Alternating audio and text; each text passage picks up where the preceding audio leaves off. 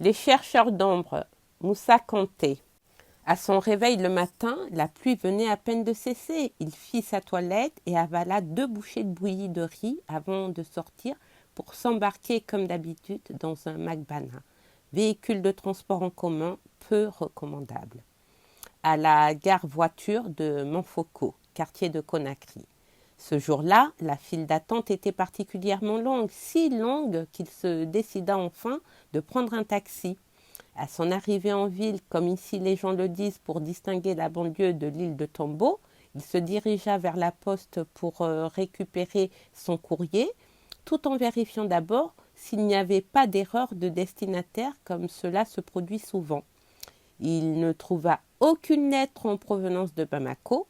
En revanche, il y avait une lettre qui venait de la France. Il la récupéra et brusquement, il fut pris par un grand désir de l'ouvrir. Il n'avait jamais agi de la sorte, mais cette lettre l'intriguait et il sentait un fort besoin de la lire. La tentation devenait plus forte que la raison. Toutefois, il s'efforça de s'empêcher en la mettant dans la poche arrière de son pantalon. Il classa les autres courriers dans le journal qu'il tenait.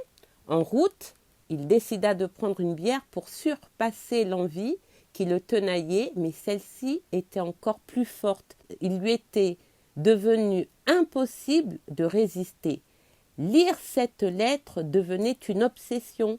Il en devenait malade.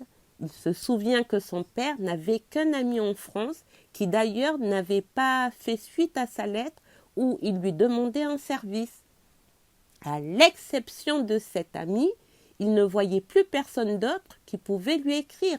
Enfin, il prit son courage à 2 mains, ouvrit la lettre et la lut 2 fois à voix basse avant de la relire à voix haute pour s'assurer vraiment d'avoir bien compris.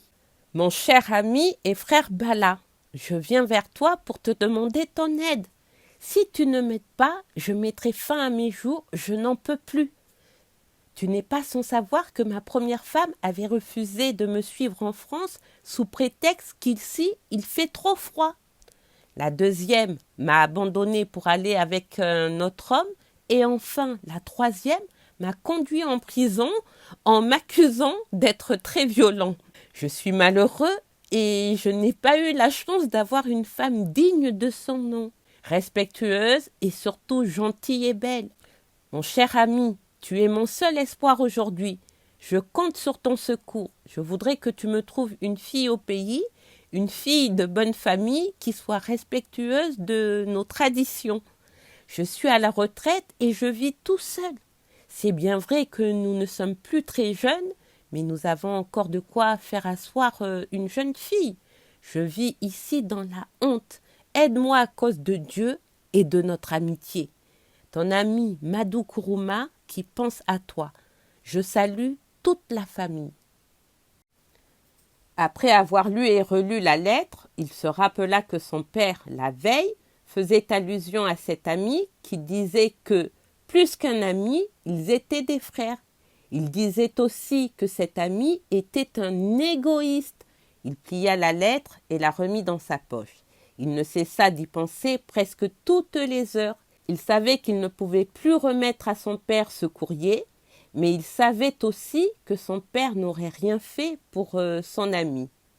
Il décida de s'en occuper personnellement. Benjamin passa toute la nuit à réfléchir à ce qu'il pouvait faire pour ce vieillard si loin. Après avoir exploré plusieurs pistes, il en retint une avant de s'endormir. Le lendemain, il alla chez sa cousine Fatime à Matoto pour lui faire une offre. Fatime était une fille sans trop de scrupules et à laquelle il avait fait la cour pendant 3 ans sans succès. Cette visite n'était pas un fait du hasard. Fatime est une fille élancée, belle et ravissante. Son regard et sa démarche lui donnent incontestablement une allure provocante. Benjamin savait qu'elle était prête à faire n'importe quoi pour aller en France. Lorsqu'elle parle de la France, c'est toujours la même phrase. Je veux voir Paris avant de mourir.